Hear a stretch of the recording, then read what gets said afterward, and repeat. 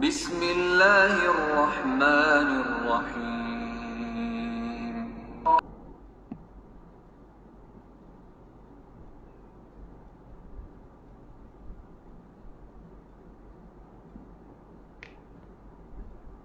أعوذ بالله من الشيطان الرجيم.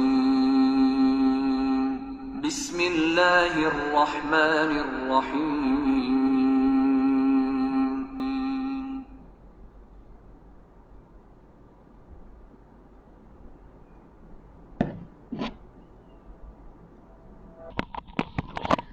Subhanallah, subhanallah, subhanallah, subhanallah, alhamdulillah, Allahu Akbar.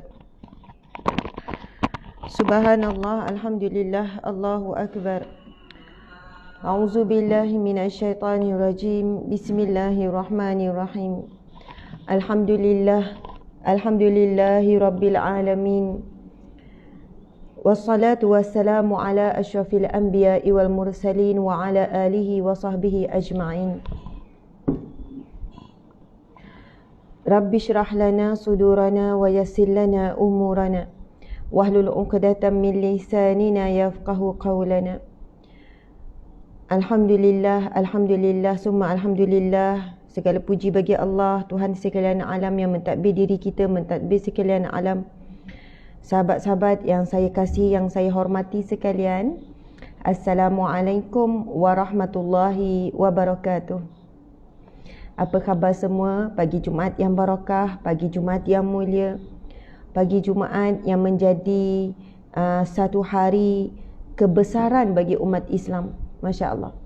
Kalau bagi agama yang lain, ada yang menjadikan hari Sabtu sebagai hari kebesaran, ada yang menjadikan hari Ahad. Masya Allah. Manakala kita umat Islam, tentang kemuliaan dan kebesaran hari Jumaat ini memang disebut di dalam hadis Nabi SAW tentang kelebihan hari Jumaat, tentang kemuliaan hari Jumaat. Subhanallah. Sebab itu kita sangatlah mengharapkan satu hari nanti kerajaan Malaysia menjadikan hari Jumaat sebagai hari cuti, sebagai hari pelepasan lah, hari pelepasan, hari yang istimewa. Masya Allah. Jika kami daripada kecil, saya orang Terengganu kan, daripada kecil hari Jumaat ni hari yang sangat dinanti-nantikan. Kalau saya lah adik-beradik, hari Jumaat memang pagi-pagi dah tahu wajib 10 orang anak pagi-pagi Jumaat kena bersiap-siap, sebab kena sampai ke satu tempat ceramah, iaitu kuliah Tok Guru Haji Abdul Hadi Haji Awang, Tok Guru Jadi di Rusila. Perjalanan lebih kurang 20 minit lah daripada kampung saya, Kampung Batu Enam, ke Rusila. Subhanallah. Dinantikan tu ada sebab berbeza lah. Ya, ibu ayah ni semua nak dengar ceramah. Kita pula yang kecil-kecil ni sukalah sebab dia tepi pantai, nak pergi pantai. Dan kita pula budak-budak ni sukalah sebab kalau pergi ada banyak jualan kat tepi jalan. Jadi memang tahu kalau pergi boleh makan sedap-sedap. Macam tu lah. Masa kecil kan kita tak faham, tapi kita tahu hari Jumaat tu seronok tak sabar. Seronoknya dah tahu nanti boleh makan kepok, boleh makan mihun. Padahal mihun tu dia lain kan. Mihun yang orang jual dengan mihun mak kita masak, kadang-kadang dia jadi macam rasa macam lain. Cuma saya nak ceritakan rutin suasananya. Yang datang ke kuliah Tok Guru Jadi tu bukan orang yang dekat-dekat je, orang daripada negeri luar, daripada jauh merutinkan. Hari Jumaat adalah hari kebesaran yang sepatutnya umat Islam bila tiba dia sambut dengan bahagia, gembira dan mencintai hari Jumaat. Mudah-mudahan kita yang mencintai hari Jumaat ini akan mati meninggal dunia pada hari Jumaat. Subhanallah. Okey, antaranya Nabi SAW bersabda berkenaan dengan kelebihan hari Jumaat. Ini disebutkan hadis riwayat Ibnu Majah, riwayat Ahmad. Subhanallah. Berkenaan dengan kelebihan hari Jumaat, antaranya hadis riwayat Muslim. Ini saya baca hadis riwayat Muslim dulu.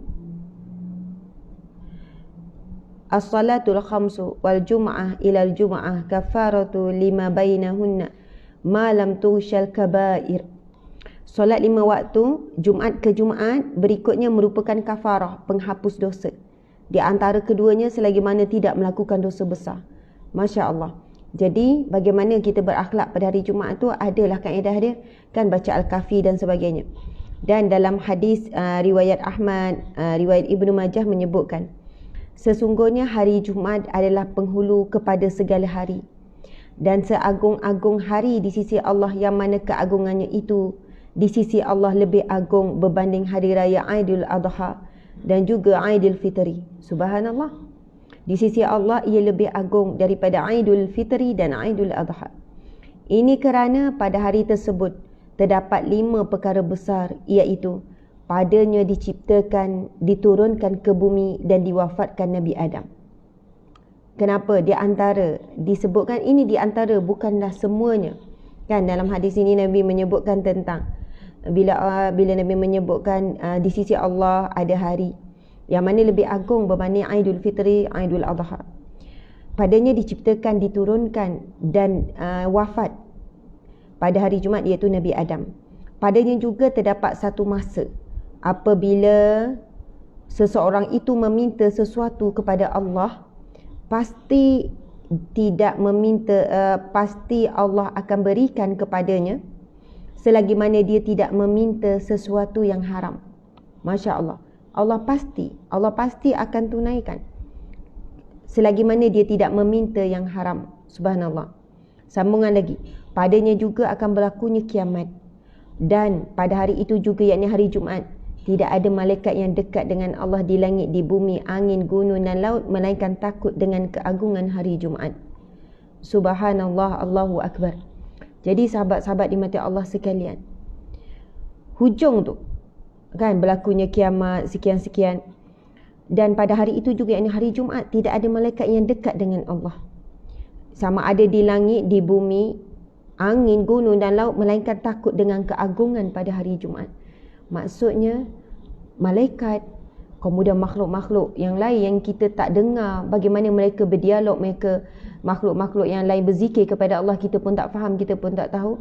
Mereka seolahnya bila sampai hari Jumaat, mereka sangat memuliakan dan menghormati bila hari Jumaat tiba. Subhanallah.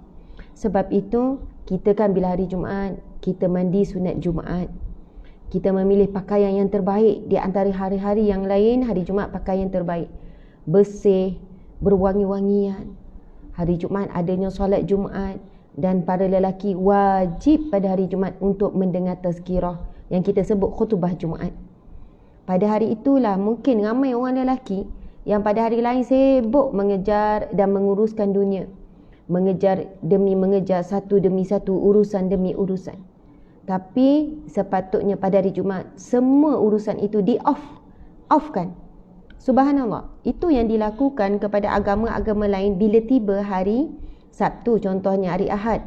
Mereka akan menghentikan segala bentuk urusan-urusan dunia, bisnes, kerja. Mereka memberikan tumpuan kepada urusan agama.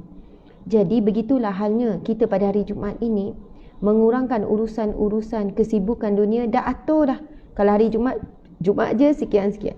Masya Allah. Tapi sekarang bukanlah semua negeri lagi kalau di Malaysia ini menjadikan hari Jumaat sebagai hari kebesaran, hari kemuliaan dan hari pelepasan daripada kerja. Subhanallah, alhamdulillah. Kalaulah benda tu tak berlaku, akan datang pun tuan-puan sekalian, kita sebagai ibu ayah, sebagai umat Islam, kita bila sampai hari Jumaat mesti kena ada suasana berbeza, perasaan berbeza. Masya Allah. Kalau siapa yang nak tukar kain telekung, tukar hari Jumaat. Maksudnya dia pakai seminggu sekali, dia tukar contohnya.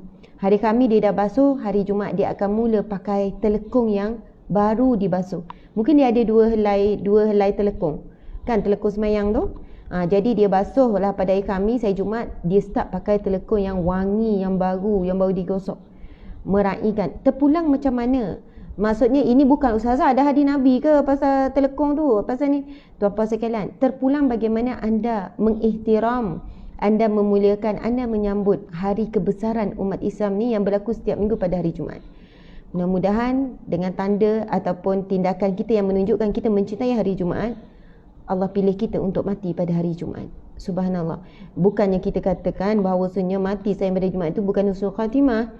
Bukan bermaksud begitu. Tetapi itulah di antara tanda-tanda kematian yang baik apabila meninggal pada hari Jumaat. Tanda-tanda ya, bukan confirm. Sebab ramai lagi yang musyrik, yang bukan Islam mati hari Jumaat. Ada juga orang fasik meninggal Jumaat, munafik dan sebagainya. Tetapi itu adalah salah satu tanda husnul khatimah. Jadi kita mestilah nak kumpulkan, nak berada. Okey, hadis yang saya bacakan tadi boleh rujuk Al-Kafi, Jabatan Mufti Wilayah Persekutuan. Alhamdulillah, sahabat-sahabat dimata Allah sekalian, apa khabar semua dan anda daripada mana? Semoga kita jadikan hari Jumaat betul sebagai hari cuti, sama-sama meraihkan hari kebesaran ni. Terima kasih ada yang tuliskan di FB tu Eli Linodin. Okey, terima kasih. Subhanallah, alhamdulillah, masya-Allah. Sahabat-sahabat dimata Allah sekalian, saya tak bacakan nama-nama semua. Biasakan kita menyapa nama dan sebagainya. Sekarang kita nak pergi kepada tajuk kita. Alhamdulillah, kalau siapa yang ada ikuti kuliah kita 2 minggu lebih adalah berkisar dengan tajuk yang pertama, iaitu ikhlas dan menghadirkan niat. Betul kan? Ikhlas dan menghadirkan niat. Masya Allah. Alhamdulillah, dalam 2 minggu lebih kita dah habiskan. Kalau siapa yang perasan, ada satu hadis last. Ada satu hadis last yang saya tak baca. Jadi saya nak singgah lalu, drive through. Nak kata drive through ke, hadis tu sebenarnya saya dah baca di peringkat awal tajuk tu lagi.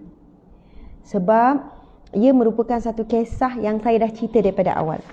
Kalau anda boleh tengok dalam kitab Riyadhus Shalihin ini, iaitu kisah pada muka surat 33, tentang 3 orang pemuda. Jadi saya dah tulis sikit tu dia punya point. Jadi sahabat sekalian, mari kita tengok apa cerita tentang 3 orang pemuda ni. Jadi lengkaplah semua hadis dalam bab pertama kita dah bacakan. Subhanallah. Okey. Okey.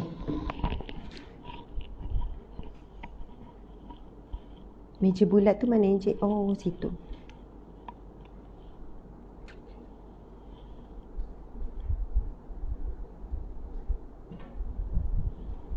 Okey.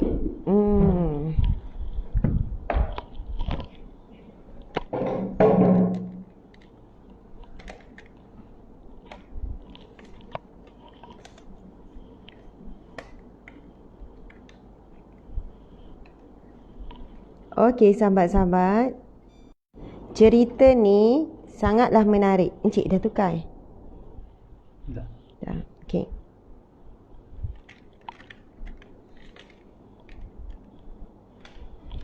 Anda ceritakan kisah ni kepada anak-anak. Budak-budak suka kisah kan? Kita orang tua pun suka kisah. Okey, jelas ya. Simple saja sebab hadisnya sangatlah panjang untuk saya tulis. Jadi anda boleh cari dalam internet. Ini adalah hadis sahih riwayat Bukhari dan Muslim. Hadis yang ke-12 dalam bab yang pertama.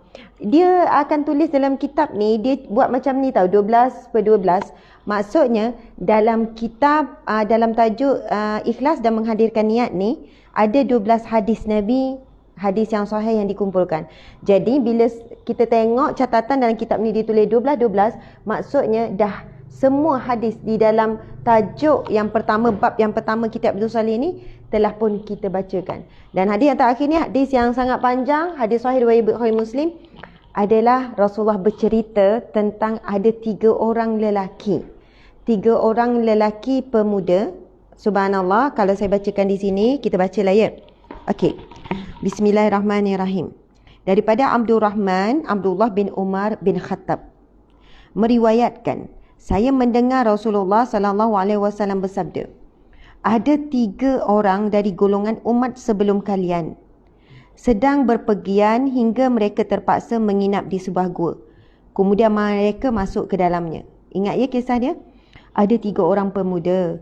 Dia berpergian, maksudnya berjalan jauh mencari rezeki. Kemudian dia menginap, berehat di dalam gua. Tiba-tiba sebongkah batu besar jatuh dari gunung lalu menutup mula gua tersebut.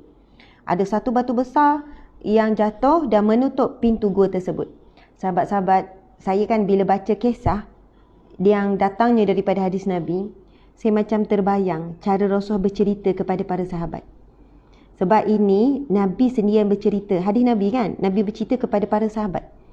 Jadi bagaimana kebijaksanaan Rasulullah SAW dalam penyampaian. Itulah teknik yang antara teknik yang hebat. Rasulullah SAW menggabungkan pelbagai emosi ketika menyampaikan ceramah, ketika menyampaikan dakwah, ketika menyeru kepada manusia-manusia sekeliling.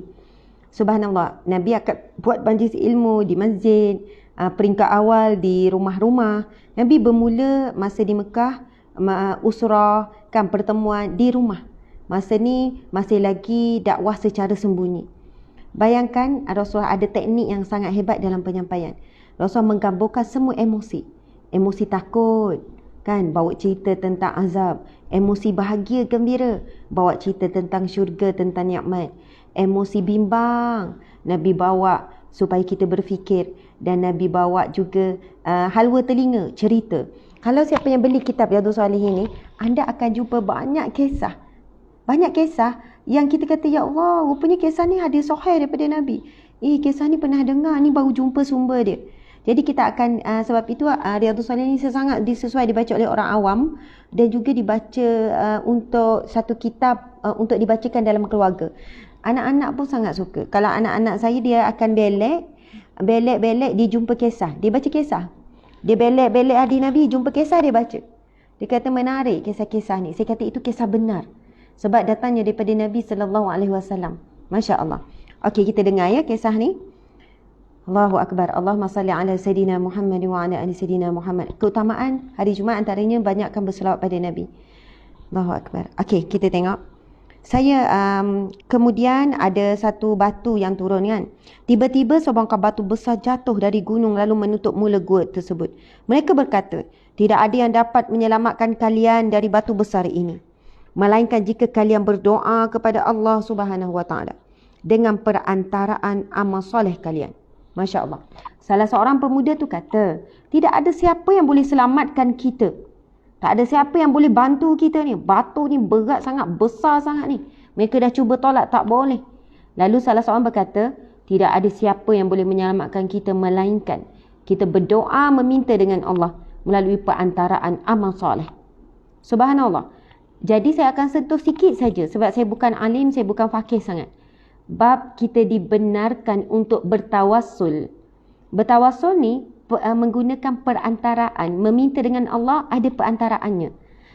Boleh minta direct, ya Allah tolonglah buka, tolonglah ya Allah, tolonglah ya Allah, bukakan pintu ni, bukakan ya Allah, bukakan apa ni, boleh minta direct, bukakan gerakkan batu ni, bukakan pintu gua ni.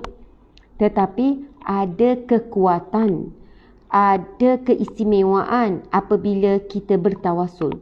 Dan bagi kita mazhab Syafi'i, kemudian ahli sunnah wal jamaah menerima kaedah ataupun cara, kan, kaifiat bertawassul dengan amal soleh. Subhanallah.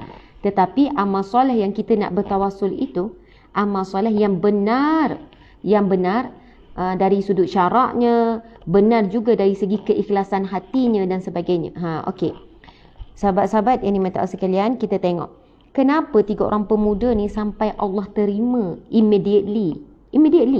Allah makbulkan saat itu juga kerana mereka melakukan amal soleh tersebut benar-benar ikhlas kerana Allah. Itulah tajuk kita kan, bab ikhlas. Okey, sambungan. Lalu salah seorang daripada mereka berdoa, ya Allah, saya mempunyai 2 orang tua yang sudah tua renta dan lanjut usia. Seorang berkata ni, encik boleh ke encik tolong pegang? Okey, boleh. Rasa mungkin kena beli stand yang orang baca, orang menyanyi kan. Okey, tak apa. Subhanallah. Tapi sebelum tu nak nyelik pula. Terima kasih banyak. Semalam saya terima hadiah yang sangat istimewa. Tengok, ada orang post ke galeri Ustazah Asma. Bila saya buka, saya kata, ya Allah, comelnya. Hadiah apa? Saya tak kenal orangnya. Dia post online ke galeri Ustazah Asma. Galeri Ustaz Asmat boleh cari je alamat mana-mana. Lepas tu ada satu nota. Ada nota. Ada nota kecil. Comel kan nota kecil. Hadiah ni Masya Allah. Okey, ini tulisan dia. Ni tulisan dia. Yang ni bang, okey tak? Ni tulisan dia. Okey, ringkas saja saya bacakan. Assalamualaikum warahmatullahi wabarakatuh. Ustazah Asmat yang dikasihi. Pagi tadi 23 bulan 3 2021 saya tengok live Ustazah berkenaan khusyuk dalam solat. Ustazah minta staf belikan duster whiteboard yang lebih elok sikit kualitinya. Jadi saya hadiahkan beberapa duster. Harap ada yang terbaik untuk Ustazah. Alangkah indahnya kalau saya dapat jadi tukang padam whiteboard Ustazah. Love, Izzatul Sazrin. Terima kasih banyak Izzatul Sazrin. Dan menariknya dia belikan beberapa pilihan. Dia bukan pilih satu je. Maksudnya sebab saya sebut saya nak yang terbaik ya. Dan ya tak tahu kan spek saya nak macam mana.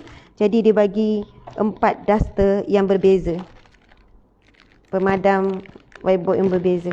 Terima kasih. Walaupun saudari Izzatul tak ada bersama dengan saya untuk padam.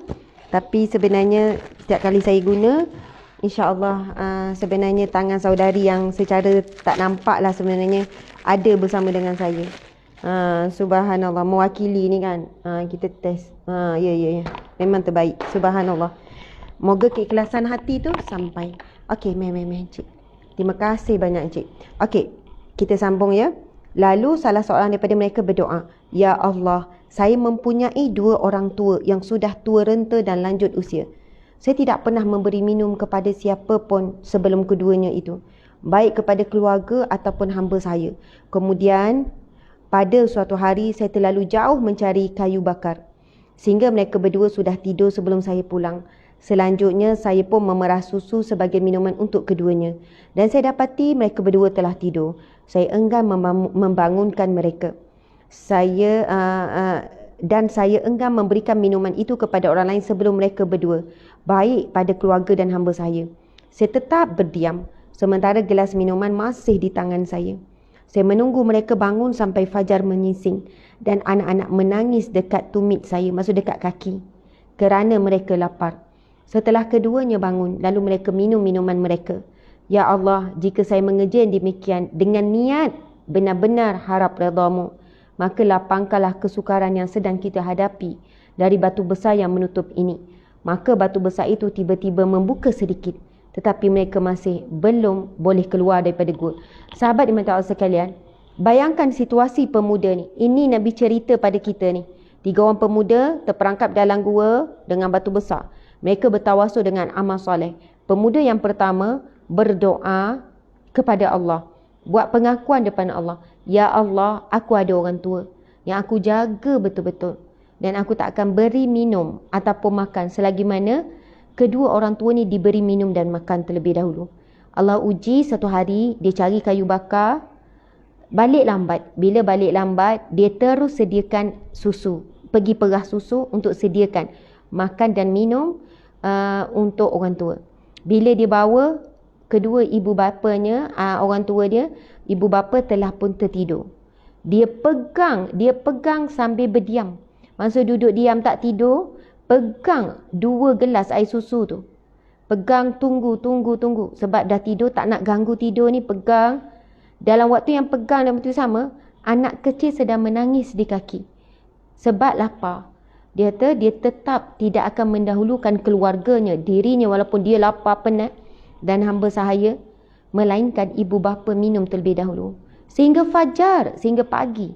Subhanallah. Dan bila keduanya bangun, terus diberi minum, barulah diberi minum untuk anak-anak, isteri dan dirinya. Subhanallah. Lalu dia menyebutkan perkataan yang sangat mahal. Ya Allah, seandainya apa yang aku lakukan itu benar-benar mengharapkan redha-Mu, maka ya Allah, permudahkanlah urusan kami ini. Lalu immediately pada waktu itu juga batu itu bergerak. Tapi belum cukup lagi untuk mereka keluar, tak muat lagi. Kita boleh perhatikan beberapa perkara di sini. Maksudnya amalan yang dilakukan memang betul-betul ikhlas kerana Allah. Sebab ayat dia apa? Sekiranya benar ya Allah, apa yang aku lakukan itu benar-benar ikhlas mengharapkan redha-Mu, maka ya Allah, permudahkanlah, bantulah urusan kami ini. Lalu terus digerakkan. Maksudnya dia ada jawapan bahawasanya amalannya diterima oleh Allah. dan dia benar-benar melakukan tu, bukan harap buat baik pada mak ayah ni esok dapat tanah kot mak ayah, dapatlah sesuatu. Tak, dia buat tu memang, ya Allah, moga-moga apa yang aku buat ni engkau redha kepadaku ya Allah. Subhanallah. Yang kedua pula, subhanallah, tuan-tuan muslimat sekalian, betapa besarnya kedudukan ibadah mendahulukan ataupun memuliakan ibu bapa.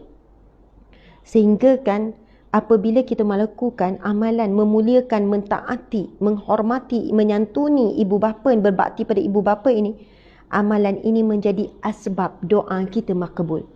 Tuan-puan sekalian, mungkin ada di kalangan kita yang kita fikir kenapa kita minta dengan Allah tak makbul, kenapa? Tolong cek hubungan kita dengan ibu ayah. Sama ada ibu ayah kita yang masih hidup ataupun ibu ayah kita yang telah meninggal dunia.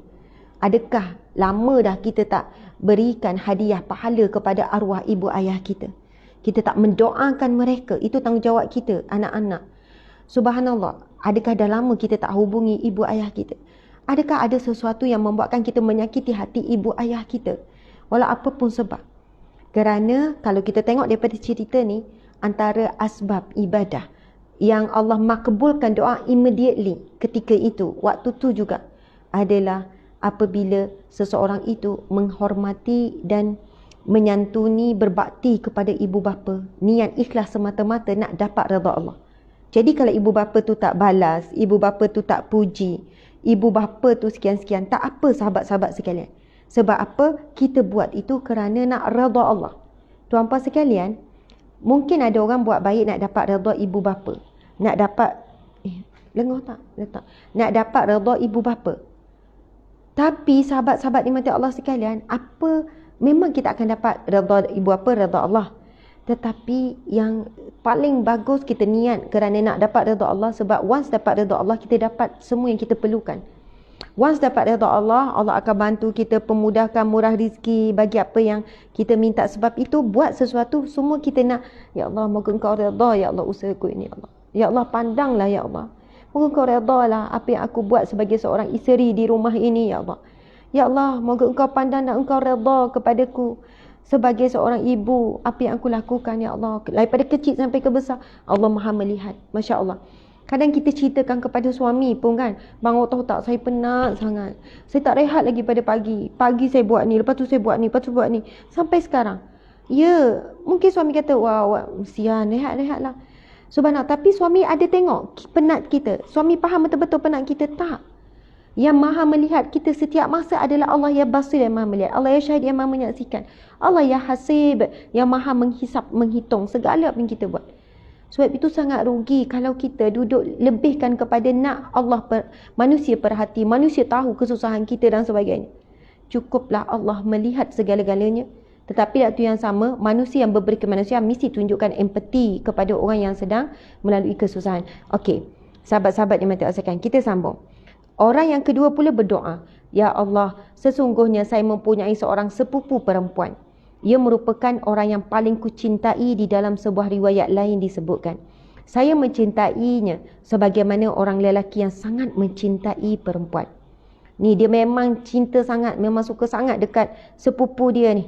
Kemudian saya merayu untuk melakukan maksiat. Saya merayunya, tetapi ia menolak keinginanku.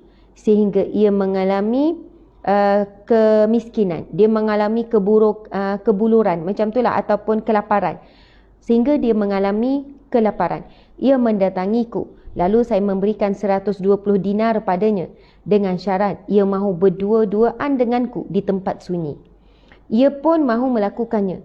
Sehingga setelah saya dapat menguasai dirinya, dalam sebuah riwayat menyatakan, okey, wanita ni dalam keadaan kelaparan, kesempitan. Dia minta, sebelum ini dia dah ajak selalu sepupu dia yang dia sangat cinta ini, merayu-rayu supaya bersunyi-sunyian dengan dia di tempat sepi. Wanita ni wanita yang baik, dia tolak. Tetapi dalam keadaan terdesak, lelaki ni bagi syarat, aku akan berikan kepada kamu 120 dinar dengan syarat kamu setuju untuk bersunyian denganku. Dia cakap begitu. Wanita ni terpaksa dalam keadaan mungkin terdesak. Dan apabila situasinya dah duduk dalam satu tempat yang sunyi, dan lelaki ni menyebutkan, ketika aku dah boleh menguasainya. Maksudnya ketika itu tak ada apa-apa dah nak halang untuk dia melakukan perbuatan yang terkutuk tu, perbuatan yang kotor tu. iaitu ialah kita boleh bayangkan ni apa keinginan lelaki pada saat ini nak lakukan apa setelah saya dapat duduk di antara kedua kakinya. Itu yang dituliskan di dalam hadis ni. Maksudnya dah tak ada apa-apa yang menghalang dah. Setelah saya dapat duduk di antara kedua belah kakinya, ia berkata, takutlah kepada Allah dan janganlah engkau merenggut kesucianku melainkan dengan haknya. Subhanallah, wanita-wanita solehah. Masa keadaan begitu dia terus sebut, takutlah kepada Allah. Takutlah kepada Allah, jangan engkau meragut kesucianku melainkan dengan haknya. Masa tu lelaki tu dengar tu, sedangkan dia dah lama dah teringin ni. Masa lelaki ni dengar ni, dia terus berpaling. Dia terus berpaling. Lantas saya berpaling darinya, padahal ia adalah perempuan yang paling kucintai. Dan saya biarkan emas yang telah saya berikan untuknya. Ya Allah, jikalau saya melakukan hal itu dengan niat mengharapkan redha-Mu, maka lapangkanlah kesukaran yang sedang kami hadapi ini. Lantas batu besar itu kemudian terbuka lagi, namun mereka masih juga belum bisa keluar darinya. Sahabat dimata Allah sekalian, daripada kisah yang kedua, pemuda ini diuji Allah dengan keinginan melakukan maksiat. Dan hari ini ramai sangat pemuda dan pemudi diuji oleh Allah dengan maksiat yang boleh dilakukan di hujung jari. Buka phone, tengok benda-benda yang kotor. Tengok cerita-cerita yang kotor. Buka phone, boleh berhubung dengan lelaki walaupun dia duduk dalam bilik dalam rumahnya. Tapi boleh berada di dalam satu tempat. Buka video call, tunjuk semua macam duduk satu tempat, macam lelaki tu duduk depan. Cakap benda lucah, melakukan onani, buat sekian-sekian. Ini antara ujian dan cabaran hari ini, tuan-puan dirahmati Allah sekalian. Masya Allah. Muslimin muslimat yang dirahmati Allah sekalian, kalaulah dulu zina dilakukan dengan kaedah sekian-sekian, sekarang zina dilakukan dengan mata, dengan mulut, dengan perbuatan, dengan tangan sendiri. Na'udzubillahi min zalik. Dan apa yang dilakukan lelaki ini apabila datang peringatan, dia terus boleh kuat, palingkan diri dan subhanallah, dia kata aku tinggalkan kerana nak redha-Mu ya Allah. Kalau fikirkan nafsu, bukan mudah tuan-puan sekalian. Situasi pemuda ni dah dikuasai hawa nafsu. Setelah sekian lama dia rancang, dah dikuasai hawa nafsu dah ni.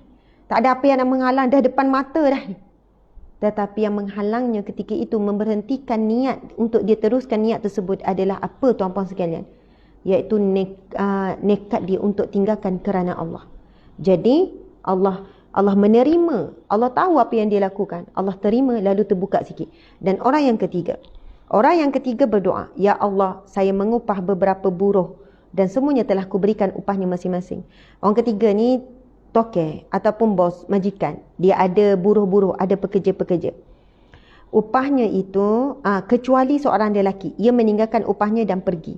Upahnya itu saya kembangkan sehingga nilainya bertambah banyak. Pada suatu waktu ia mendatangi saya, kemudian ia berkata, hai hamba Allah, tolong berikan upahku yang dulu. Saya berkata, semua yang engkau lihat ini adalah berasal daripada hasil upahmu itu, baik yang berupa unta, sapi, kambing dan hamba sahaya. Ia berkata, hai hamba Allah, janganlah engkau bercanda denganku. Janganlah kau bergurau. Jangan kau main-main. Saya menjawab, saya tidak bergurau. Kemudian orang itu pun mengambil segala yang dimilikinya. Semuanya diambil dan tidak ada seekor pun ia tinggalkan. Ya Allah, jika apa yang saya lakukan ini dengan niat mengharapkan redha-Mu, maka lapangkanlah kami dari kesukaran yang sedang kami hadapi ini. Batu besar itu lalu membuka lagi dan mereka pun dapat keluar daripada gua tersebut. Hadis sahih riwayat Bukhari dan Muslim. Subhanallah. Sahabat-sahabat yang dirahmati Allah sekalian, orang yang ketiga ni memang pelik. Orang ketiga ni memang pelik. Saya tak tahulah, saya rasa tak wujudlah orang ketiga ni macam ni zaman sekarang. Wallahualam. Dia bos, dia majikan. Dia kata dia dah bagi semua upah-upah kepada pekerja. Kecuali ada seorang yang tiba-tiba hilang, pekerja tu hilang, tak ambil upah. Setelah sekian lama, maksudnya dah lama, pekerja tu datang balik. Dah lah hilang macam tu je, dia tak sempat bagi upah. Lepas sekian lama, datang balik pekerja tu, tuan-puan sekalian, datang balik, minta, mana upahku yang dahulu. Datang minta tu. Lalu, dia pun, yang lelaki pemuda ni kata, ini, ambillah, ini adalah upahmu yang dahulu, yang kamu tinggalkan. Dia kata, jangan kamu nak bergurau, kau melawak ke? Macam tu, kau melawak ke? Sebab apa? Upah tu bentuknya apa? Dengan unta yang banyak, dengan kambing, dengan biri-biri. Bahkan ada hamba saya yang nak jaga semua harta tu. Banyak. Subhanallah, bukan sikit, banyak. Lepas tu dia kata, tidak, aku tidak bergurau. Apa yang majikan ni buat? Mungkin upah tu 800 contoh, 800. Ataupun 1,000 lah, 1,000 RM. Majikan ni dia kembangkan. Mungkin dia beli seekor, lepas tu dia kembangkan lagi, lepas tu beli unta, lepas tu ternak, lepas tu beranak lah unta tu, beranak lah lembu kambing ni, lepas tu dia kembangkan lagi, lepas tu hasil daripada dikembangkan. Agak-agak berapa lama nak kembang ni, nak sampai mengandung, sampai beranak? Maksud bukan tempoh sekejap, mungkin bertahun-tahun. Sampai perlu daripada hasil tu beli pula hamba saya untuk jaga pula ni ternakan-ternakan ni. Dan apa yang dilakukan bila dia kata tidak benar, ini adalah semua upahmu yang dia kembangkan. Macam dia pula yang bekerja dengan apa ni, buruh tu, dengan pekerja dia. Dia pula yang uruskan harta. Dan dia bagi tahu, ya Allah. Lalu dia ambil semua tanpa tinggalkan seekor pun. Kalau kita fikir logik ya, bos terima kasih lah, ya Allah, susah pula. Upah aku sikit je, ni dah jadi 10,000 dah ni. Mungkin kita tinggalkanlah suku ke, ini untuk bahagian bos. Ini untuk bahagian bos. Terima kasih bos, saya tak terfikir jadi macam ni saya tak minta pun. Banyak sangat ni. Dan saya lah kalau tanya diri sendiri, tanya diri kita. Kalau adalah pekerjaan macam tu hilang, datang balik, kita bagi yang mana? Mungkin, kemungkinan besar kita akan bagi yang, kalau dulu 800 upah dia 800 tu lah. Berdosa ke? Tak berdosa. 800 tu lah. Subhanallah yang kita, kalau 800 tu, berapa gaji kamu dulu masa kamu dia 800 tu lah. Tapi memang beza sungguh lah. Beza sungguh pemuda ni. Subhanallah. Dan dia sebut, dia bawa semua tanpa tinggalkan seekor pun. Dan dia tak ada rasa nak marah, tak ada rasa tak puas hati. Ya Allah, aku dah jaga susah payah masa, tenaga sampai kembang. Takkan tak bagi sikit komisen ke kan? Tak ada. Dan dia kata, ya Allah, aku lakukan hal demikian kerana mengharapkan redha-Mu, ya Allah. Jika Engkau terima, ya Allah, amal solehku ini, maka permudah lapangkanlah urusan kami ini, ya Allah. Lalu pintu pun terbuka. Sahabat-sahabat sekalian, daripada 3 kisah ni, bakti pada orang tua, berhenti lakukan zina, banjikan bagi upah yang digandakan. Nak katanya siapa yang jadi majikan, kalau anda seorang majikan yang adil, anda majikan yang jaga kebajikan, anda majikan yang memikirkan tentang keperluan pekerja dan sebagainya. Subhanallah, ini bukan satu yang mudah. Mungkin ramai orang, saya tengok, saya sebenarnya kan rasa macam terhiri-hiri hati bila orang asyik macam, mungkin ada sebab yang kata majikan tak ada hati perut, majikan pentingkan diri sendiri, dalam keadaan begini pun masih lagi nak suruh operasi dan sebagainya. Sahabat-sahabat diminta sekalian, saya cerita satu je. Ada kawan saya, kawan kenalan dan agak rapat juga. Dia adalah orang Melayu Islam kita. Dia ada kilang perabot, kilang perabot. Pekerja dia lebih kurang dalam 50 orang kilang perabot. Dia kata bila lockdown ni Ustazah, pekerja-pekerja foreigner lah kan, pekerja daripada Bangla ada, dari biasalah kilang-kilang ni yang terlatih. Dia kata lockdown 2 minggu, sepanjang 2 minggu dia tanggung bagi makan percuma kepada pekerja. Lepas tu pekerja pula minta advance sebab tak dapat kerja. Mereka ni kan kerja by hari. Sebab apa? Pekerja-pekerja ni fakir miskin, yang mereka ni hantar belanja dekat orang kampung, dekat Rohingya di Bangladesh, di Indonesia, pekerja-pekerja ni.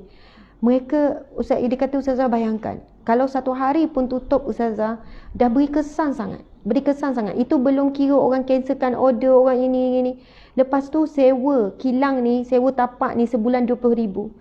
Bayangkan dia kata saya nak kena bayar 1 bulan 20,000 dan keadaan saya tak ada apa-apa income, tak ada jualan. Di waktu yang sama, pekerja ni saya kena jaga kebajikan mereka. Makan minum saya tanggung, tempat tinggal saya bagi. Dan kadang saya tak ada sumber pendapatan. Lepas tu dia kata, sebab itu bila kerajaan mungkin tambah bagi pekerja, kesan dia berbeza dengan majikan. Subhanallah, majikan yang bertanggungjawab, dia dah habiskan simpanan, habis semua.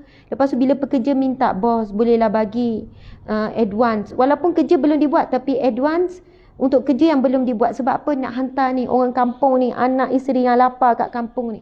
Subhanallah. Sebab tu kan bila saya tengok ada kilang, bukanlah saya kata macam kilang-kilang. Bukan saya support mereka buat kerja secara haram. Bukan saya support mereka buat kerja secara haram dalam keadaan COVID ni.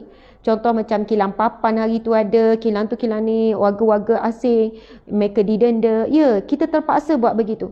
Tapi dari sudut yang lain, saya menangis, saya tengok. Saya tengok pekerja tu kurus keringnya, kan, kulit gelapnya. Saya kata, ya Allah, kesiannya. Sebab apa? Saya memang biasa. Saya biasa dengan buruh-buruh kasar ni. Sebab kami NGO Sahabat Amal Care, memang kami pergi ziarah orang yang pekerja kilang, buruh-buruh kasar ni. Mereka sampai peringkat, ada satu ketika saya pergi ziarah kawasan yang buruh-buruh kasar berkumpul dalam 200-300 orang, rumah-rumah tumpang. Saya tanya makan apa? Pergi masuk dalam hutan, kutip daun-daun. Makan apa-apa yang ada dalam hutan tu, kutip daun, makan itu. Nak beli duit, nak beli beras pun tak ada. Saya kata, ya Allah, mereka pun manusia macam kita, mereka datang kerja. Sebab apa? Buruh-buruh kasar ni mereka dibayar gaji hari. Sebab itu bila disambung dan mereka tak boleh bekerja, itu sangatlah berat. Dan pagi-pagi Jumaat ni saya buka FB tadi, terus saya nampak kes bunuh diri. Sebab apa? Bisnes yang lingkup. Ya Allah, muda lagi, umur 26, dah kahwin, ada isteri. Saya kata, ya Allah, dan kes bunuh diri apa? Memang mungkin kita akan capai penurunan COVID-19, tapi peningkatan sakit mental, tekanan jiwa, bunuh diri, kekerasan rumah tangga, pengabaian tanggungjawab, penderaan pada anak-anak, apa semua tu meningkat. Maksudnya wabak is satu musibah, tetapi ujian kesan wabak, musibah yang lain yang kadang-kadang lebih besar, lebih dahsyat. Allahu Akbar. Sebab itu saya ni bila tiba hari Jumaat ni saya takut. Takut apa? Sebab akan ada pengumuman kan petang ni. Takut, saya kata, ketakutan bukan untuk diri saya. Walaupun saya struggle hari ni 25 bulan untuk bayar gaji pekerja. Sangat struggle tuan-puan sekalian. Tekanan tu saya tak mampu nak cerita untuk 60 orang staff. Gaji sekian-sekian, dan saya tak pernah meminta sesiapa untuk bantu bayar gaji. Walaupun mereka memang buat kerja dakwah, buat kerja amal. Saya, subhanallah, struggle. Sebab kalau fikir untuk perut keluarga sendiri pun kita dah berat kan. Tapi bayangkan kita fikir untuk orang lain. Kita fikir untuk orang lain, sahabat-sahabat. Subhanallah. Sebab tu kadang-kadang bila saya tengok ada yang buruh kasar kecil-kecil ditangkap, dibayar, saya menangis. Saya kata saya faham. Sebab melalui kakak saya kumpulkan buruh-buruh kasar di kampung dia. Dia duduk di kampung, adalah satu kampung di Terengganu. Dia mesej saya, kata, Asma, ada tak duit bagi pada buruh-buruh ni? Dia orang ni buruh-buruh kasar, kerja kampung. Tapi sekarang ni tak boleh nak buat baiki rumah apa semua. Dia orang memang tak ada duit nak makan lah semua. Tak ada. Saya kata, saya pun bagi. Saya kata, Kak Ha, bagi. Lepas tu lama kakak saya mesej lagi, Asma, ni tukang urut, makcik-makcik kerja ni memang tukang urut. Dah memang tak boleh nak pergi rumah orang kan untuk mengurut apa. Mereka ni kais pagi, makan pagi. Dan jumlah mereka ni sangat ramai. Itulah yang kita NGO Sahabat Amal Care cuba bantu. Mereka yang, Allahu Akbar tuan-puan sekalian. Benda ni sangat kritikal sebenarnya. Kalau saya baca PM FB saya jadi bukan mental. Saya jadi tekanan tau. Saya tak nak buat kerja lain hari tu. Sebab tu saya bagi tahu staff, Ustazah tak boleh baca. Kalau saya buka PM FB saya, page saya, luahan masalah yang saya rasa macam, ya Allah, kesiannya, anak dah berapa hari, anak kecil minum TO kosong sampai dah kembung perut sebab apa, tak mampu beli susu. Anak ni saya kata, ya Allah, saya tak boleh bayang. Saya kata, kamu tolong baca, kamu tolong balas dan segera santuni. Mana yang perlu cash, transfer. Buat urusan dengan segera. Malam tadi sampai 12.30, saya sampai bawa ke mimpi sebab saya baca kes-kes tu. Tuan-puan dimati Allah sekalian. Sebab itu, saya mendoakan kepada majikan yang baik, majikan yang adil, majikan yang bertanggungjawab. Anda tak semudahnya buang pekerja. Anda usaha juga. Cairkan apa yang anda ada. Allah balas dengan syurga untuk kalian. Mudah-mudahan majikan yang berkorban untuk bekerja walaupun daripada duit poket dia sendiri, Allah balas dengan syurga yang tidak ada taranya. Subhanallah. Memang dengan cara yang mudah sebenarnya. Orang cadangkan pada saya, Ustazah, potonglah separuh gaji. Mana yang tak emergency boleh je. Saya tak pernah potong. Saya tak pernah, walaupun dia orang work from home, kerja tak sama macam dulu. Saya kata tak boleh. Mereka semua ada tanggungan. Mereka semua ada keperluan. Dan Alhamdulillah tuan-puan sekalian, Allah bagi rezeki daripada semua yang tak disangka-sangka. Allah bagi. Sebab niat untuk bantu orang. Jadi kepada majikan-majikan yang diberikan ujian seperti ini, yang fikirkan tentang kebajikan tak semudahnya, minta maaf saya tak ada duit, berhenti. Subhanallah, Allahu Akbar. mudah-mudahan Allah berikan kelapangan berganda-ganda di dunia akhirat. Sebagaimana hadis Nabi SAW, barang siapa yang melapangkan urusan saudaranya di dunia, Allah akan melapangkan urusannya di dunia dan juga di akhir. Subhanallah, Allahu Akbar. Hakikatnya kita tolong menolong sebenarnya. Kan di dunia kita tolong orang yang memerlukan, tapi di akhirat mereka yang akan menolong kita akan jadi saksi di hadapan Allah kelak. Ya Allah, dia ni yang tolong aku ketika aku susah dulu. Walaupun tuan-puan sekalian, yang kita transfer secara online tu kan, kita pun tak tahu siapa yang terima, tapi semua tu akan menjadi saksi di mahsyar kelak. Sedekah kita akan jadi saksi di mahsyar kelak. Kita akan tahu rupanya dia sampai ke mana. Hari Jumaat yang mulia ni, sahabat-sahabat, saya membuka peluang seluasnya untuk kalian berinfak dan menyumbang melalui NGO kami, Sahabat Amal Care. Kami sebenarnya sudah menghadapi situasi yang mana kewangan dalam tabung NGO kami susut sangat rendah. Saya faham ramai yang kesutukan, ramai kesempitan hidup. Faham sangat tuan-puan sekalian. Tapi yang kami bimbangkan, kami tak mampu nak menyantuni dan membantu seperti mana yang kami bantu sebelum ini. Untuk lockdown ni saja, lockdown ni dah 1 juta lebih yang kita agihkan. Mana-mana duit orang masuk, kami tak simpan. Kami tak simpan, kami tak kumpul duit orang ramai. Masuk, keluar, masuk, keluar, masuk, keluar. Ada permohonan, proceed cepat. Saya kata jangan tangguh, jangan tangguh. Subhanallah, ini amanah orang ramai untuk kita sampaikan. Subhanallah, kalau sahabat ingin bersama dalam perjuangan ni, ada nombor, Encik, dia orang dah share, nombor, boleh tekan WhatsApp. Dan saya nak pesan kepada siapa yang perlukan. Siapa yang nak memohon bantuan, siapa yang perlu, tolong tekan WhatsApp yang di-share. Ada hotline, nombor hotline, di IG ataupun di FB. Kalau anda tertekan, anda murung, anda ada masalah, anda perlukan bantuan, tolong tekan nombor hotline yang dikongsi. Kita ada nombor hotline untuk mohon bantuan. Itu yang proses kita cepat. Tolong ya tim, bukan share maklumat untuk menyumbang saja. Yang lebih penting, tolong share kepada tim yang mendengar ni. Tolong share maklumat untuk memohon bantuan. Tolong. Subhanallah. Okey, sahabat-sahabat nikmati Allah sekalian, ini adalah hadis yang terakhir dalam bab yang pertama. Bab ikhlas dan menghadirkan niat kerana Allah Subhanahu Wa Taala, kisah tentang orang berbakti pada orang tua, berhenti zina, majikan yang bagi upah yang digandakan, majikan yang adil, majikan yang amanah, majikan yang bukan hanya menuntut daripada pekerja, kamu ni kena buat gini, kamu ni kena buat gini-gini, tak. Majikan yang bertanggungjawab, majikan yang menunaikan tanggungjawab daripada pekerja dan melatih pekerja supaya bertanggungjawab dengan kerja. Subhanallah. Okey. Sekarang sahabat, saya tahu sekarang masa dah pukul 8, bagi saya lebih kurang 10 minit lagi. Kita nak juga sentuh bab yang baru ni, iaitu bab taubat. Subhanallah. Bab taubat.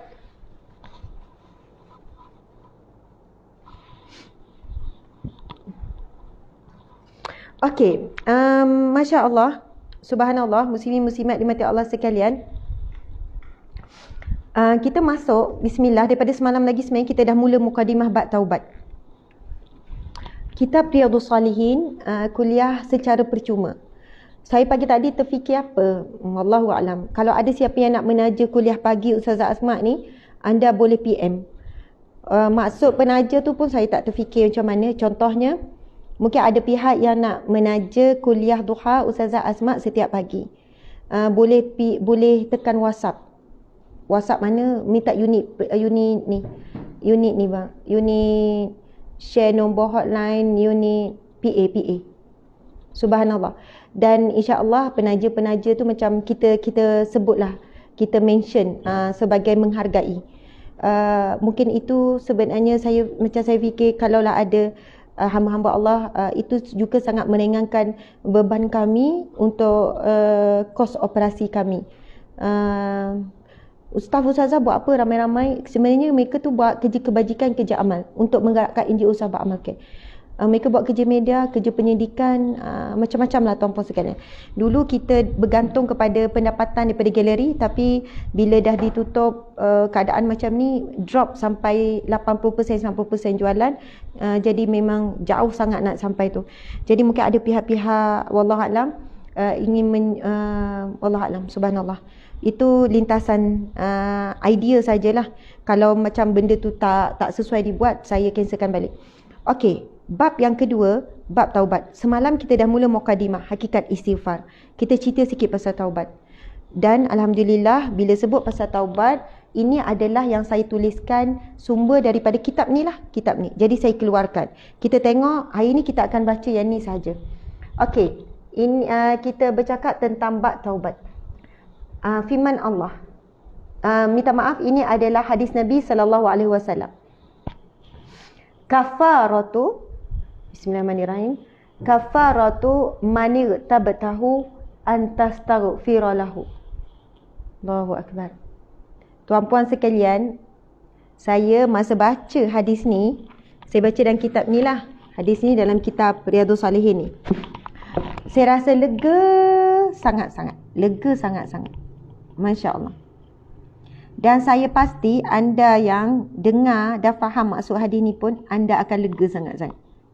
Sebab ini adalah masalah kita semua. Ini adalah isu semua orang termasuk saya. Hadis Nabi SAW, kafaratu manir tabtahu. Kafaratu manir tabtahu antastaghfira lahu. Maksudnya ialah kafarah lah. Kafarah, maksud apa kafarah? Penebus. Penebus. Kafarah ni kita boleh faham penebus. Penebus dosa. Kita buat dosa, macam mana kita nak tebus dosa tu supaya dosa tu kambus. Umpamanya macam tu lah. Kan kafarah bagi orang buat kesilapan bersetubuh sehari Ramadan, dia kena hukuman kafarah sekian-sekian. Bila dia buatlah, tunaikan kafarah tu, insya-Allah dia ampunkan Allah. Kira settle lah di dunia. Macam tu kan.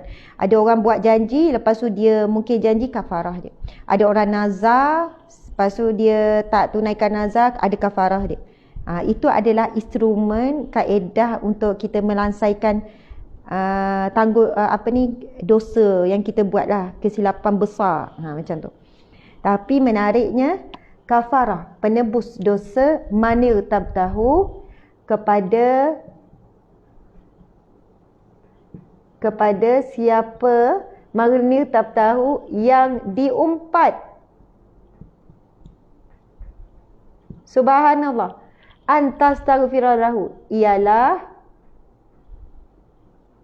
memohon ampun kepadanya. Subhanallah. Masya Allah. Sahabat-sahabat dimati Allah sekalian, kafarah orang yang telah engkau umpat. Kafarah kepada siapa yang diumpat. Kafarah orang yang telah engkau umpat ialah engkau mohon ampun untuknya. Subhanallah. Memang ada perbincangan ulama tentang ghibah. Ghibah ni ibarat makan daging saudaranya sendiri. Kalau nak bincang pasal ghibah, mengumpat ni, panjanglah ceritanya sebab banyak hadis Nabi, banyak kisah-kisah yang berkaitan mengumpat, beratnya dosa mengumpat dan sebagainya. Masya Allah. Yang sebagai ulama mengatakan siapa yang mengumpat seseorang itu, dia wajib pergi meminta maaf dengan orang tersebut. Sebagai ulama kata tak perlu pergi buat pengakuan depan orang yang diumpat dan minta maaf. Cukup dengan sekadar dia minta maaf secara umum, dengan tak klasifikasikan, dengan tak khususkan. Tak ada, saya minta maaf. Kan kadang-kadang kita awak, saya minta maaf ya, semua salah silap dengan awak. Kan itu umum. Yelah, saya pun samalah, mana salah silap, saya pun minta maaf juga. Itu kan umum, subhanallah. Tapi kalau berani kita nak sebut khusus, Ustazah minta maaf ya, minta maaf sangat. Kenapa? Saya ada ngumpat Ustazah hari tu dengan kawan. Daripada saya senyum tu mungkin telan liu saya. Kalau orang buat maaf tu, yang saya kata kalau orang ngumpat saya, tak payahlah ngaku depan, tak payah. InsyaAllah saya maafkan semua dan tak akan tuntut apa-apa di mahsyar kelak. Tak akan tuntut apa-apa. Subhanallah.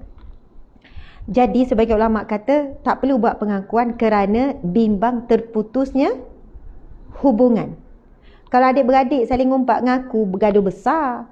Anak ngumpat ibu ayah, lepas tu ngaku pula pernah ngumpat kata gini-gini, oi, bergaduh besar. Suami isteri lagilah kan, tiba buat pengakuan pernah ngumpat dengan kawan tentang suami. Sebab itu risiko ataupun mudarat buat pengakuan bila kita mengumpat seseorang, ia lebih besar. Ia sangat besar, boleh putus ya, atau boleh putus.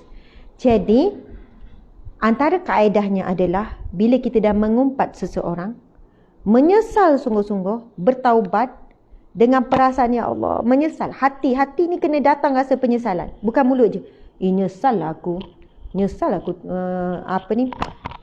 Kalau yang tak ada perasaan, mulut je. Aku nyesal lah ngumpat dia, tak sepasal aku ngumpat dia. Astaghfirullah. Ya Allah, ampunilah dia, ya Allah, ampuni dia, ya Allah. Tuan-tuan sekalian, itu saya bagi contoh. Jangan permainkan, sebab ia mesti dengan hati yang ikhlas, yang betul-betul rasa bersalah. Ya Allah, kenapalah aku ngumpat, tak pasal. Ya Allah, tolonglah ya Allah, aku dah mengata dia tanpa aku sedar. Aku mengata dia ya Allah, sedangkan aku tak tahu pun cerita sebenar. Aku mengutuk dia, mengata dia yang apa yang aku lihat pada mata, sedangkan aku pun tak tahu situasi sebenar. Apa yang orang share ni aku percaya, aku sebarkan pula. Ribah ni, ngumpat ni, adu domba ni. Tiba-tiba je marah orang tak tentu pasal, tanpa sebab, walaupun tak kenal. Kita minta ampun dengan Allah sungguh-sungguh. Mau kita pergi cari dia, nak PM dia, nak ni. Tak, kita tak mampu nak buat macam tu sampai tahap tu. Kalau mampu silakan. Boleh buat, boleh. Tapi apa yang kita mampu buat, kita mohon ampun, taubat dengan Allah. Dosa besar, itu dosa besar ya, mengumpat dosa besar. Dosa besar sebab apa? Nanti pahala kita akan berpindah, dosa dia pula berpindah pada kita. Ya Allah, ampunilah dosaku ya Allah. Lepas tu ya Allah, segala dosa-dosanya Engkau ampunkanlah ya Allah. Ya Allah, ampunilah dosa-dosanya ya Allah. Apa-apa jua dosa yang dia lakukan ya Allah, tolong ampuni dia ya Allah, ampunilah. Subhanallah, antara kaedah sahabat-sahabat, iaitu kita mohon ampun bagi orang yang kita umpat. Subhanallah, itu kafarah ataupun denda bagi orang yang mengumpat. Dia mohon ampun bagi orang yang diumpat. Kalau lepas solat kita mohon ampun untuk diri kita, mohon juga ampun untuk orang yang kita umpat. Ustazah, masalah saya dah tak ingat dah siapa orang yang saya umpat. Sebab tak silap saya dah ngumpat orang bermula daripada sekolah rendah. Sekolah rendah tak uzur lagi, tak apalah, dimaafkan.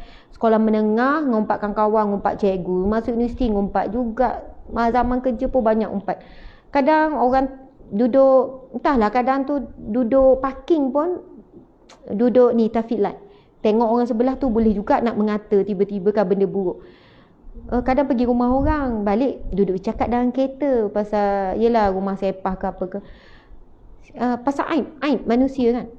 Saya kata memang saya pun sama, saya pun dah lupa siapa yang saya pernah umpat, dan tipu kalau saya tak pernah mengumpat orang. Jadi apa yang perlu saya buat, saya dah lupa. Saya kata doalah secara umum, ya Allah, ampunilah orang-orang yang pernah aku zalimi, ampunilah orang yang pernah aku umpat, ampunilah orang yang pernah aku sakiti ya Allah, ampuni dosa mereka, lapangkan urusan mereka ya Allah, gini.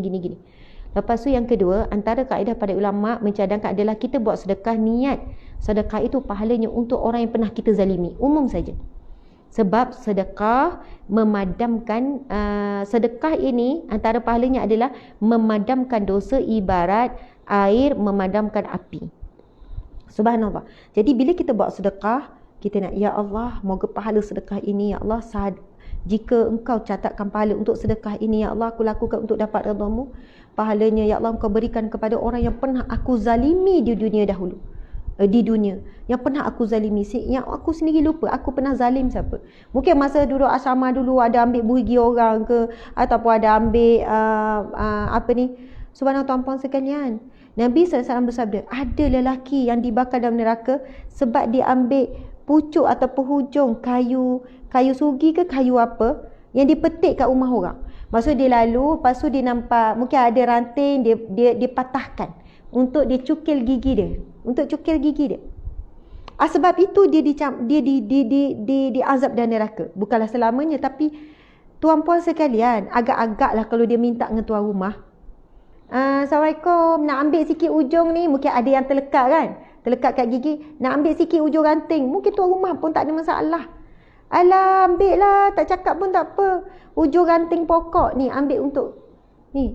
Pun Nabi kata itulah dia antara yang diazab dan neraka. Sebab apa? Mengambil hak orang. Bayangkan masa sekolah menengah kita dah uzur apa, kalau fikir-fikir, ada kot ambil tu, ambil ni, tak tahulah. Budak-budak remaja kan, tapi kita dah uzur, dah balik, dah menanggung dosa.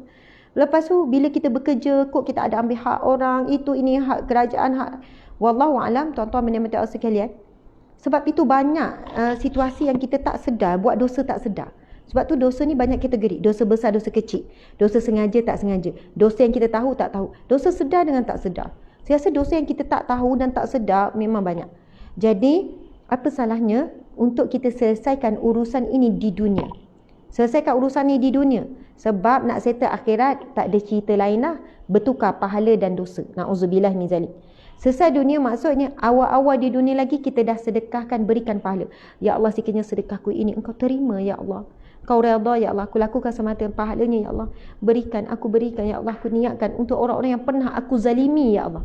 Orang kita umpat, kita sedang zalim dia ya. Orang kita adu domba, kita sedang zalim dia ya. Subhanallah, walaupun di sana ada pembahagian umpat yang dibenar, yang tak dibenar, yang tu nantilah kita bincang. Dan Imam Ghazali menyebutkan kategori mengumpat yang dibenarkan. Tapi bukan istilah mengumpat lah, ia istilah berhelah, tapi dibenarkan, ada situasinya. Contohnya dalam menghubungkan silaturahim, ada situasi yang kita tak perlu jujur. Kawan si A tanya kita, Asma, kau ada dengar dia cakap apa-apa tak tentang aku?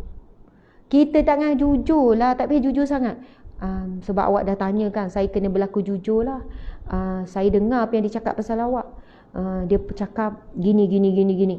Tuan-puan sekalian, situasi ni dibenarkan kita tak bercakap terus terang. Itu hadis Nabi.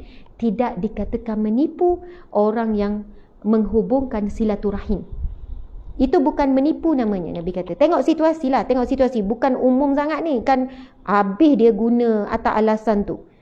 Kalau saya orang tanya macam tu, maksudnya saya tahu dia ni ada masalah dengan dia ni. Jadi dia nampak orang tu dia bercakap dengan kita, dia ada cerita apa-apa tentang aku tak? Tak payah terus terang lah kita kata, tak ada, semuanya okey, mungkin itu sangkaan kamu saja. Betul, dia tak ada cerita. Iya, dia tak ada apa. Biasa je, gini, kamu jangan fikir bukan-bukan. Kamu rasa dia tak suka kamu kan? Subhanallah. Cuba nak mendamaikan saudara ni, itu bukan kira menipu. Nabi kata tidak dikatakan menipu orang yang mendamaikan dua saudara. Maksud mendamaikan manusia yang sedang bertelagah. Allahu Akbar, sahabat dimati Allah sekalian. Jadi ini bukan escape ya. Alah, ngumpat. Tak apa, kita sekarang dah boleh ngumpat je. Nanti kita mau ampun lah bagi dia, settle. Tu apa sekalian, itu awal-awal lagi dia dah plan buat dosa, plan untuk taubat. Agak-agak Allah tahu tak? Ini kes yang memang teruk lah kalau plan buat ni. Tak apa, nanti kita mau ampun je bagi dia, settle. Aku dah belajar dengan Ustazah Asma. Ini adalah salah interpretasi lah, salah implementasi. Jangan kita merancang untuk buat dosa dan merancang untuk taubat. Na'udzubillah min zalik. Bila dah buat dosa, buat salah, menyesal apa semua, kita tahu kita ikut hawa nafsu. Kemudian apa yang mampu buat, kita buat sedekah ni yang akan pahala. Sebab apa ya? Melibatkan pahala, mau ampun bagi dia. Sebab mau ampun dan beri pahala semua urusan akhirat. Saya suka bagi kalian mudah faham macam ni tau. Okey, bila di mahsyar kan, urusan wang ringgit di mahsyar, currency kita tak tahulah saya nak conteng apa sebenarnya. Tak apa. Currency sekarang kan RM, beli barang, duit, currency duit. Kita ada duit, kita boleh beli barang. Currency itulah kan, jual beli kita duit. Tapi urusan di mahsyar adalah apa dia urusan di mahsyar? Urusan di mahsyar adalah dosa, pahala. Betul tak?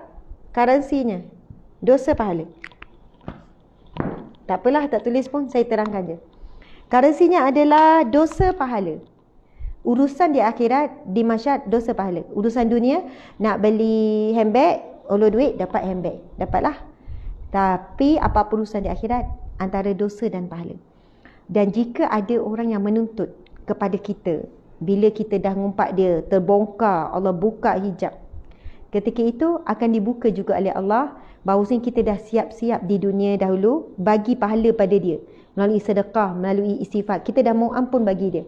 Jadi bila dia nak bagi dosa daripada kita, kita dah mau ampun pun dosa dia. Dan ketika dia nak ambil pahala kita, kita dah bagi dah pahala tu kat dunia. Subhanallah. Tuan-puan boleh faham tak? Itu simple yang saya sendiri memahami hakikat urusan di mahsyar kelak. Sebab hakikat dosa pahala kan. Bila nak pindah dosa dia sebab kita ngumpat dia, kita dah pun memohon ampun bagi dia. Subhanallah. Kiranya tak berpindahlah dosa dia tu kepada kita, insya-Allah.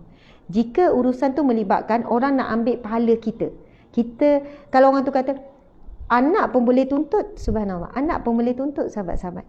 Ya Allah, aku nak menuntut daripada ibuku, kerana dulu ibuku sekian.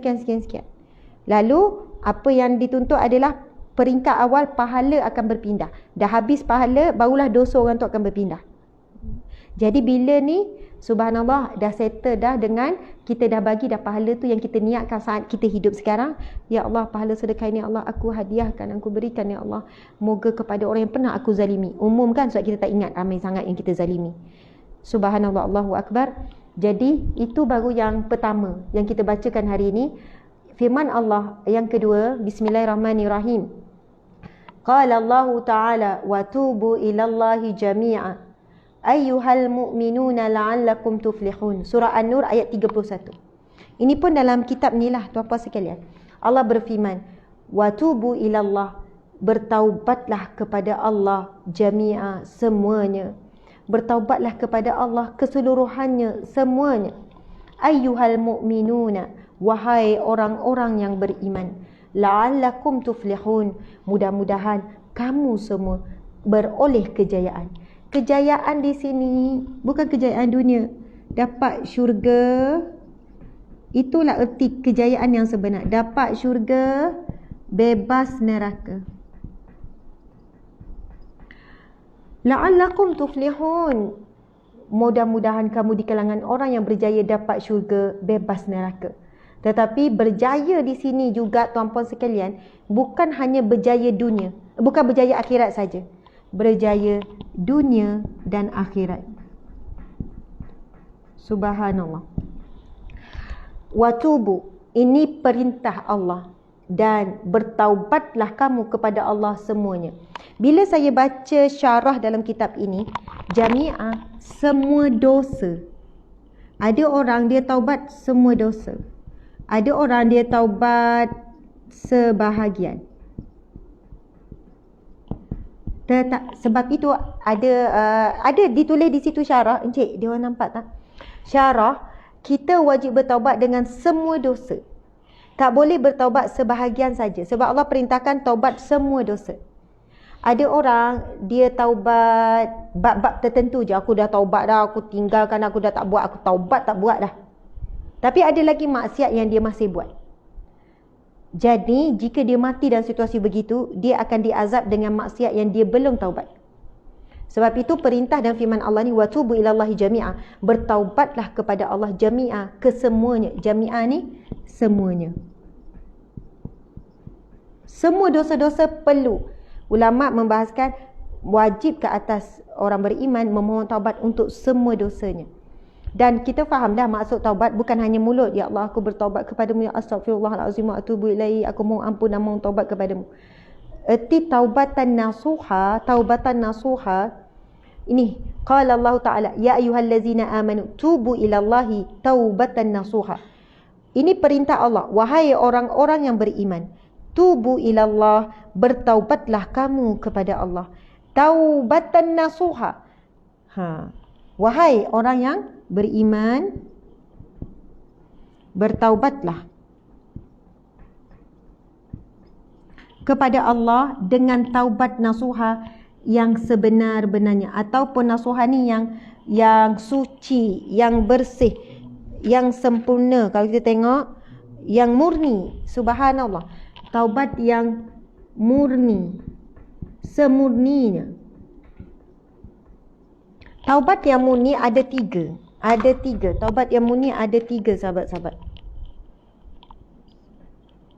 3 syarat taubat nasuha. 3 syarat taubat nasuha. Kita akan sambung besok pasal 3 syarat. Saya sebut secara umum dulu. Pertama, menyesali perbuatan tersebut. Lepas tu, rasa menyesal. Lepas tu, meninggalkan terus perbuatan yang kita sesali tersebut. Lepas tu yang ketiga, tidak mengulangi lagi. Tidak ulang lagi. Itu ciri-ciri taubat yang murni. Taubat yang diterima oleh Allah.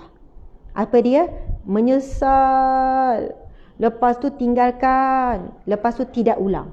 Ramai dengan kita menyesal, tinggalkan, lepas beberapa hari ulang balik. Menyesal, tinggalkan, ulang balik.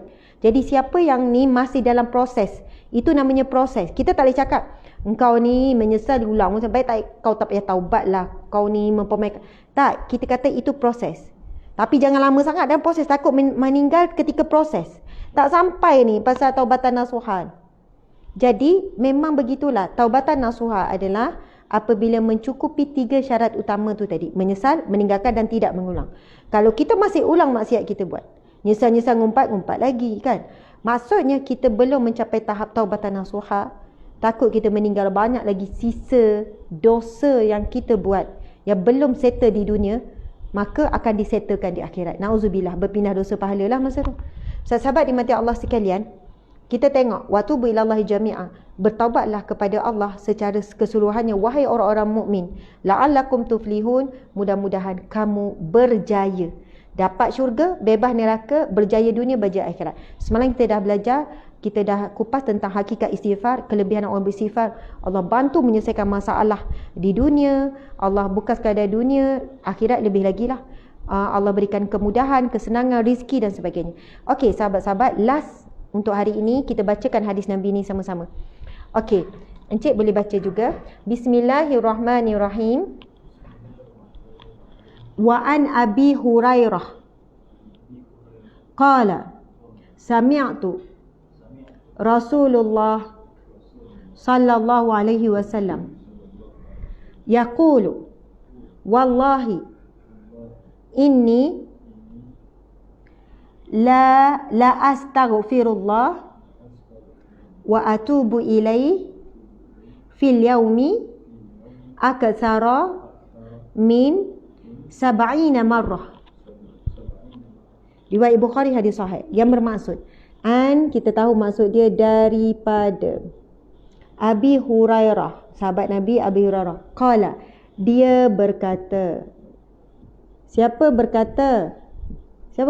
Abi Hurairah lah berkata, sami'tu Rasulullah, aku mendengar. Jealous kan kita? Sahabat-sahabat Nabi ni dengar direct pada Nabi, bercakap dengan Nabi, dengar direct pada Nabi. Aku mendengar Rasulullah sallallahu alaihi wasallam yaqul, berkata. Abu Hurairah cerita, aku mendengar Rasulullah SAW berkata, wallahi, Rasulullah bersumpah. Sahabat-sahabat rahmati Allah sekalian. Wallahi, tallahi, billahi, ini sumpah. Wallah, dan bila bersumpah dengan nama Allah, dengan wawul qasam, wallah, tallah, billah, ta, dengan bal qasam, ini adalah sumpah yang penegasannya sangat luar biasa. Tuan-tuan sekalian, kalau saya betul lah perlu bersumpah kadang-kadang, sebab saya ni siapa kan. Contohlah, kalau saya nak mempertahankan pada suami, bang, demi Allah bang, saya tak buat, demi Allah tak buat. Yelah, sebab saya ni manusia biasa. Tapi adakah perlu Rasulullah sampai nak bersumpah? Maksudnya kita memang tak meragui. Kalau Rasulullah tak bersumpah pun kita percaya. Kalau itu hadis sahih, kita percaya. Kalau Nabi tak bersumpah pun. Kenapa Allah menggunakan perkataan sumpah dalam banyak firman-Nya? Contohnya, wadduha, demi waktu duha. Walaili idza saja, demi waktu malam apabila dia telah gelap gelita. Kan? Wasyamsi waduhaha, demi matahari.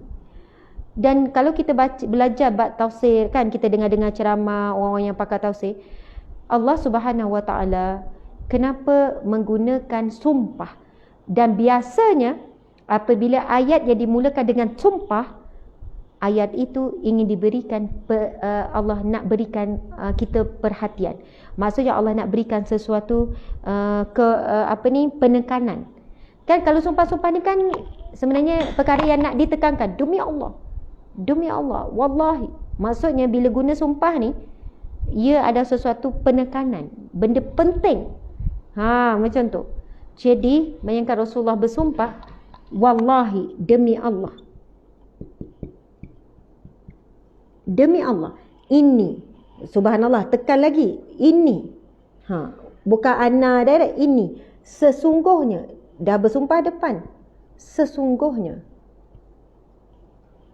Sesungguhnya aku, ini demi Allah, sesungguhnya aku, la astaghfirullah, akan mohon ampun, wa atub, mohon taubat, ilaihi, kepadanya. Kepadanya siapa? Kepada Allah. Fil yaumi, setiap hari, aktsara, lebih banyak. Lebih banyak ni tak tahu berapa banyak ni. Lebih banyak. Min 70 marrah. Daripada 70 kali setiap hari. 70 marrah, 70 kali setiap hari. Aktsara, lebih banyak. Dah tak tahu berapa banyak. Sebab Nabi menggunakan perkataan lebih banyak. Dalam hadis yang seterusnya, hampir sama, tapi ini patutnya besok. Saya pun tak bacalah sebab dah baca hari ini. Nabi SAW bersabda, Rasulullah bersabda, wahai manusia, bertaubatlah kepada Allah dan mohonlah ampunan kepadanya, kerana sesungguhnya saya bertaubat dalam sehari 100 kali. Sahabat-sahabat dimati Allah sekalian, kita tahu Nabi maksum. Apa maksud maksum? Bersih daripada dosa. Nabi tidak ada dosa sedikit pun. Tak ada. Satu titik dosa pun tak ada. Tapi Ustazah, kan Nabi selalu ditegur oleh Allah, itu silap, bukan dosa. Nabi berhadapan dengan pembesar, kemudian ada Abdullah ibn Abi Maktum kan, yang buta. Dia tak tahu Rasul duduk berurusan dengan pembesar ni. Rasul sedang dakwah ni. Dia datang, lepas tu Rasul macam palingkan wajah, Allah tegur, abasa wa tawalla. Begitu juga ada teguran-teguran Allah. Semua itu bukan dosa, itu kesilapan biasa. Sebab Rasul juga manusia biasa. Rasul juga pernah ditegur oleh Allah berkenaan bagaimana Rasulullah mengikuti kehendak isteri. Lepas tu Allah tegur. Maksudnya kita akan baca kalau kisah Nabi ada kesilapan-kesilapan normal sebagai manusia biasa. Ingin menunjukkan bahawa Rasul adalah manusia biasa, tidak lari daripada melakukan kesilapan. It's normal. Subhanallah. Tetapi dosa Nabi tak ada buat. Silap ni tak ada sampai peringkat dosa. Ya, kita tersilap. Oh, sorry tersilap. Oh, tersilap langgar. Tersilap ni. Sorry tersilap. Ambil. Tersilap bukan dosa. Subhanallah. Ada orang angkat tangan. Bang, tersilap tak angkat lah tadi. Alamak. InsyaAllah tak dosa lah. Gitu. Okay, tak apalah. Jadi, sahabat-sahabat dimati Allah sekalian, Nabi confirm tak ada dosa. Maksum. Confirm syurga. Confirm diharamkan neraka. Tapi Nabi SAW melakukan istighfar setiap hari lebih daripada 70 kali. Nabi SAW nak tunjukkan contoh kepada kita. Nabi nak tunjuk contoh kepada kita. Kan Sayyidina Aisyah kan tengok Rasulullah solat kan lama. Sampai bengkak kaki. Bengkak kaki. Tuan-puan pernah solat sampai bengkak kaki? Saya rasa tak pernah. Bengkak kaki kalau pergi shopping pernah. Kan sekarang tak boleh shopping lah. Cerita zaman-zaman boleh shopping, raya apa semua. Mungkin 2 jam, 3 jam berjalan, berdiri sampai, lenguh, balik mengut-ngut. Tapi ada tak kita solat sampai bengkak kaki? Allahu Akbar. Bila ditanya Aisyah, ya Rasulullah, bukankah engkau telah dijamin diampunkan semua dosa? Lalu Rasulullah menjawab pada Sayyidah Aisyah, salahkah aku untuk menjadi hamba Allah yang bersyukur? Subhanallah. Rasulullah solat nak bersyukur kepada Allah ni. Banyak perkara. Walaupun kita tahu Rasul hidup dalam keadaan sangat sederhana. Tak ada harta yang disimpan dalam rumah. Makan selalu kelaparan. Ikat dengan tali. Lepas tu dah tak cukup tali untuk ikat perut yang lapar. Tambah pula dengan batu supaya ketat lagi supaya angin tak masuk. Tidur dalam keadaan berbekas badan. Kalau kita fikir, untuk kita syukuri nikmat Allah hari ni, jauh lebih banyak nikmat Allah bagi pada kita berbanding Allah bagi pada Nabi Muhammad SAW. Ini dari sudut material, dari segi duit, dari segi material. Bagaimana rumah Rasulullah, makan minum Rasulullah, baju Rasulullah berapa helai je. Maksudnya, banding Rasulullah dengan kita dari sudut zahir ni, lebih banyak kesyukuran yang perlu kita beri. Tapi Rasulullah, Allahu Akbar, subhanallah. Dan tuan-puan, mungkinlah ada orang kata 70 kali ya, sikit je. Aku buat 1000 kali kot. Kan 70 kali 5 minit tak sampai. Astagfirullah. Permohonan ampun dan taubat Rasulullah bukanlah seperti kita, sahabat-sahabat. Bukanlah kita 70 kali sekejap astagfirullah. Tetapi permohonan ampun yang benar-benar daripada hati. Mungkin untuk sekali ucapan, wallahu alam, kalau kita betul-betul rasa berdosa, sekali ucapan menangis, astagfirullah. Mohon ampun sungguh-sungguh, astagfirullah. Taubatan nasuha. Taubat nasuha. Kalau kita fikir Rasulullah nak taubat nasuha apa, Rasulullah tak ada buat dosa. Sebenarnya Rasulullah ingin mengajarkan kita, jangan tinggalkan istighfar. Walaupun dalam keadaan kamu tak rasa kamu tak buat dosa. Rasulullah tak buat dosa, tapi Rasulullah tak tinggalkan istighfar. Apatah lagi kita yang buat dosa. Saya kan masih isu viral pasal suruh taubat semua tu, tuan-tuan sekalian. Ini bukan saya nak bangkit balik. Masa tu ada beberapa peristiwa lah. Saya dengar ceramah, saya rasa sayu, saya rasa ya Allah, takutnya sebenarnya kita dalam keadaan berdosa. Takut, bimbang sebenarnya kita dalam keadaan berdosa meninggalkan solat Jumaat. Kebimbangan itu yang membuatkan kita, saya kata lebih baik kita buat taubat lah. Bertaubat saja. Walaupun belum, maksudnya ada orang yakin tak berdosa langsung apa semua. Tetapi bagi saya, maksud bagi hati kita ni, kita kata ya Allah, sebab Rasul tunjuk contoh bertaubat setiap hari walaupun Rasul tidak berdosa. Jadi apa salahnya kalau kita bertaubat? Kita bertaubat, mohon ampun ya Allah, mohon ampun sekiranya ya Allah ampunilah dosaku jika ini ada satu dosa, ada satu kesilapan, aku gini. Bertaubat saja. Subhanallah, itulah yang melegakan hati kita. Dan kita tahu dan kita berpegang benar tidak dikatakan berdosa besar meninggalkan solat Jumaat dan situasi hari ini disebabkan halangan-halangan mudarat dan sebagainya. Ya, betul. Cuma dari sudut insani Rasul menunjukkan kita contoh. Walaupun Rasul tak ada dosa, Rasul bertaubat. Bukan istighfar saja ya. La astaghfirullah wa atub, dan bertaubat setiap hari. Rasul bertaubat setiap hari. Ilaihi fil yaumi, setiap hari, lebih banyak daripada 70 kali. Jadi subhanallah, alhamdulillah, mudah-mudahan bermanfaat perkongsian pada hari ini. Hari ini paling lama saya rasa. Minta maaf banyak-banyak, 1.5 jam lebih. Terima kasih semua. Mohon maaf salah dan silap. Sehingga bertemu lagi, InsyaAllah Jumaat Barakah. Kami buka peluang sekali lagi untuk berinfak. InsyaAllah kita bantu lebih ramai orang susah. Dan kepada siapa yang ingin melakukan ibadah korban bersama dengan kami, boleh hubungi nombor yang tertera. Marilah melakukan ibadah korban, sebab kami memang target seramai mungkin asnaf fakir miskin di Malaysia terutamanya dan luar negara untuk kita bantu. Tak mampu nak korban dalam negara, buatlah luar negara. Subhanallah, alhamdulillah. Terima kasih semua. Sayang semua kerana Allah, kerana Rasulullah sallallahu alaihi wasallam. Kita tangguhkan dengan tasbih kafarah dan surah Wal Asr. Bismillahirrahmanirrahim. Subhanakallahumma wa bihamdika asyhadu an la ilaha illa anta astaghfiruka wa atubu ilaik. Bismillahirrahmanirrahim. Wal Asr. Innal insana lafi khusr illa alladhina amanu wa amilus solihat wa tawasaw bil haqqi wa tawasaw bis sabr. Sadaqallahul azim. Assalamualaikum warahmatullahi wabarakatuh.